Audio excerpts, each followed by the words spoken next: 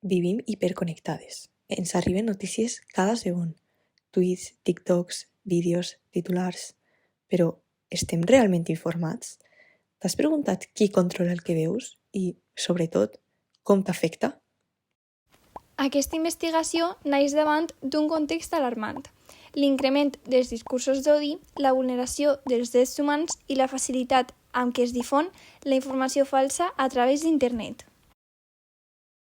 Així, volem contribuir a l'ODS10, reducció de les desigualtats, estudiant com la desinformació present als mitjans de comunicació i a les xarxes socials influeix en la percepció que tenen els joves sobre la migració. Per a completar aquesta hipòtesi, hem establert uns objectius específics que ens ajuden a demostrar-la. Aquests són: entendre com es produeix la desinformació sobre la migració, analitzar el seu impacte en la percepció social, especialment entre els joves i a Espanya, realitzant un cas pràctic amb estudiants per veure si aquests continguts modifiquen la seva opinió i, per finalitzar, identificar eines per desmuntar mites i notícies falses. Mitjançant una anàlisi bibliogràfica, primer vam determinar què s'entén per migració i desinformació. La migració es defineix com la mobilitat dels ciutadans d'un determinat país cap a altra ciutat o país que no és el seu originari, mentre que la desinformació no és només mentir, és exagerar, descontextualitzar, repetir missatges amb una intenció clara, influir en el que penses.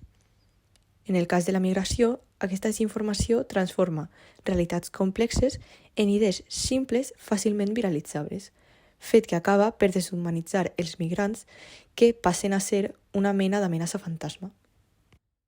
D'altra banda, vam realitzar diverses entrevistes a experts en migració, comunicació i educació, i a migrants els quals ens van ajudar a entendre millor la relació entre els discursos mediàtics i les percepcions socials.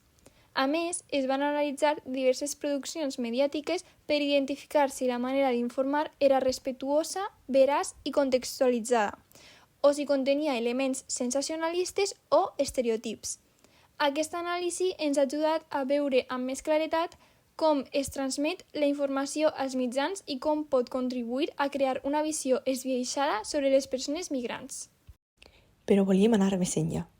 Per contrastar la hipòtesi, es va realitzar un experiment amb joves d'ESO i batxillerat. L'experiment constava de 3 fases.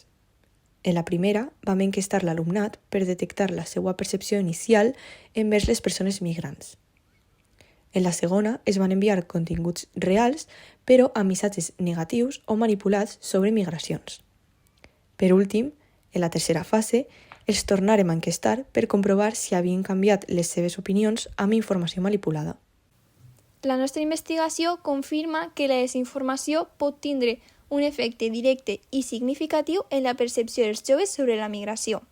L'exposició constant a notícies falses pot generar rebuig, desconfiança i fins i tot odi, però, tot i això, caldria fer una mostra més ampla per a revisar els resultats, ja que el cas d'estudi no és tan concloent com la bibliografia i les opinions expertes.